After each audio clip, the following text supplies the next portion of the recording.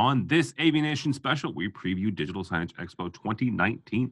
Comes your way March 26th through the 29th. We talk with Rich Doherty from AVI-SPL about creating consistent content for digital signage. All that and more. Next on this AVNation special. The network for the AV industry. What are you listening to? This is AV. This is AVNation. This is AVNation. This is an AVNation special. Digital signage, content creation. This is Tim Albright with AVNation with the Digital Signage Expo special. What we're doing is we're previewing DSE 2019. Comes your way March 26th through the 29th from Las Vegas. With me today to discuss DSE 2019 and all things digital signage is Rich Doherty from AVI-SPL. Welcome, sir. Thank you for having me. Oh, thanks for joining us. Real quickly, before I forget, DSE happens again March 26th to the 29th. The actual expo is the 27th and 28th. If you want to see Rich, though, you can check him out on March 28th from 1:45 to 2:15, talking about creating the wow in winning digital signage content strategies. But first, Rich, before we talk about your actual presentation and everything, you've been with AVI-SPL a long time. What's kind of some of the biggest uses you've seen for digital signage on campuses in general? That's a good question. So what I've seen is like a combination of different things. Students rely on campus digital signage multiple ways.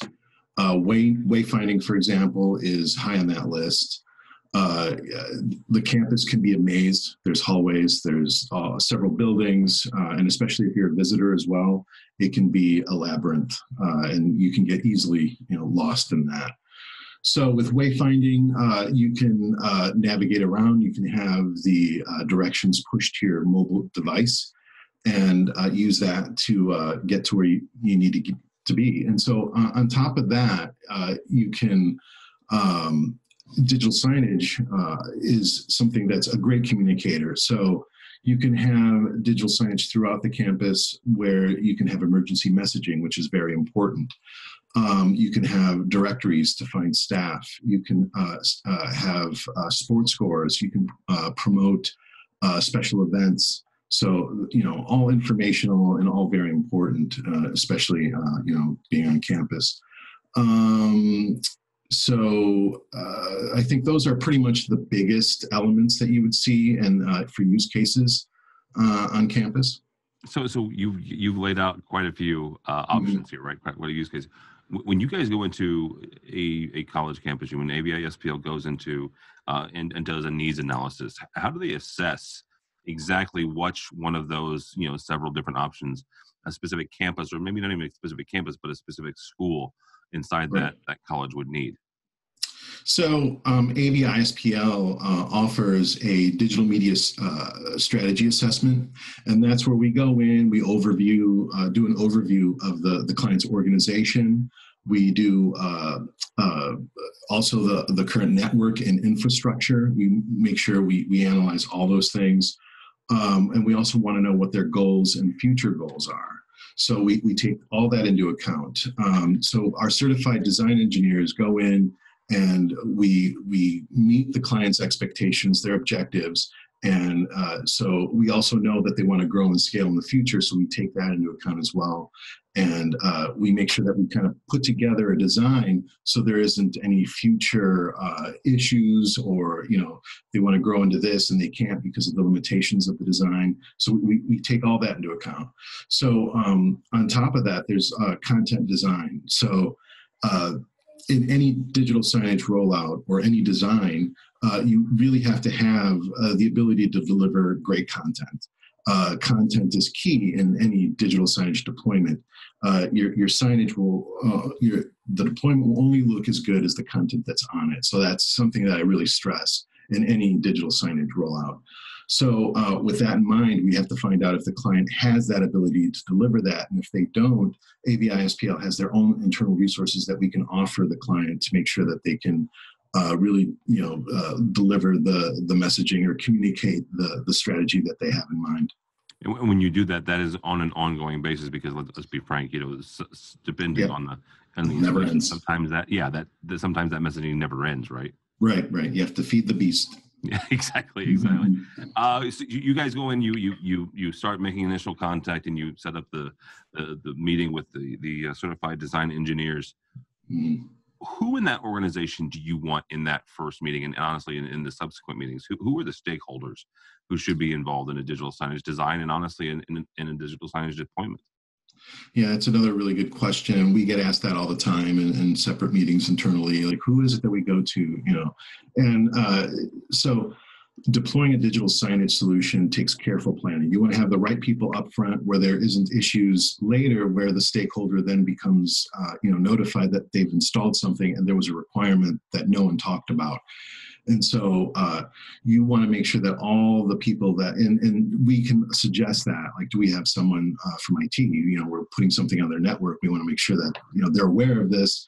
Are there any bandwidth concerns, things like that? So to make this a successful deployment, you want to make sure that members from IT are involved. You want to make sure that, if there isn't a messaging strategy, that there is a messaging strategy, because you don't want to have blank screens, throughout the facility. So what we want to do is make sure that marketing is involved, HR is involved, the stakeholders who are putting together the designs are involved.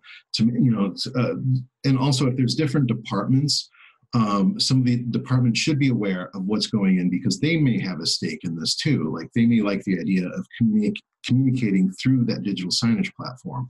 So there's a lot of levels. But, when we boil this down, it's really IT, marketing, and the stakeholders who are pushing the messaging, or whoever is approving it also needs to be involved. And when you talk about the stakeholders, in addition to IT and marketing, those are again, college campuses here. Those are, by and large, the individual colleges, unless it is a specific department, right? Mm-hmm. I've talked with IT managers and technology managers in the past, who let's pick on U of I because you and I are both in Illinois. So University of Illinois in Champaign-Urbana, they've got an engineering school, they have a business school, they have a nursing school, they have all these schools, and each one of those is a little fiefdom in and of itself. They have a different budget, they have a different infrastructure. A lot of times they'll be on their own separate network. So correct.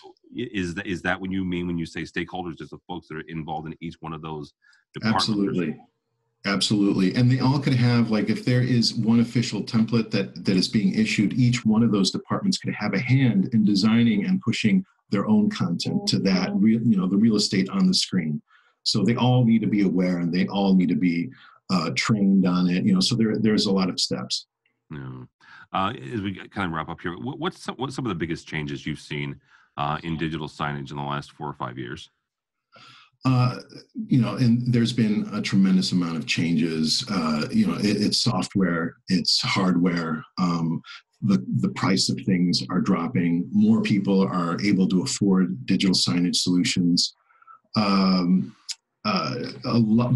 for me, the most changes I've seen have been in the experience you can get from digital signage. It's almost like you have a tool that can really push all sorts of experiences to the user, whether it's an interactive experience or a visual experience. So we've seen technology also making advancements in in digital signage, technology or software like augmented reality.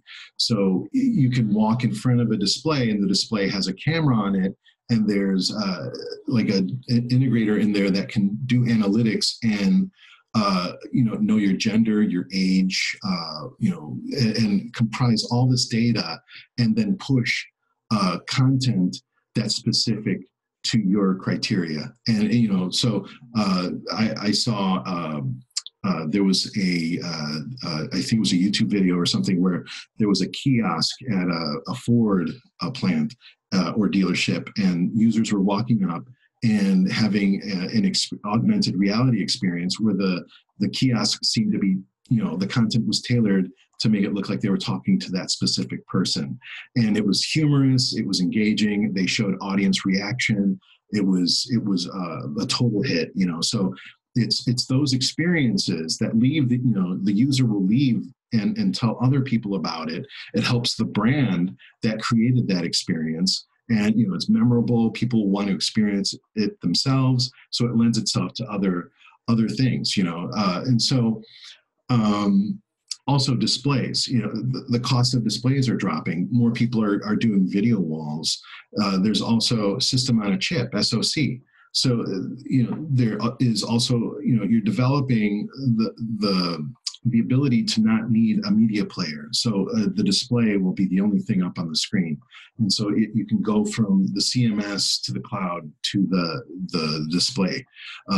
So AV closets may be obsolete in 5 years, who knows? But the ability to do this stuff, and I'm looking forward to what will happen.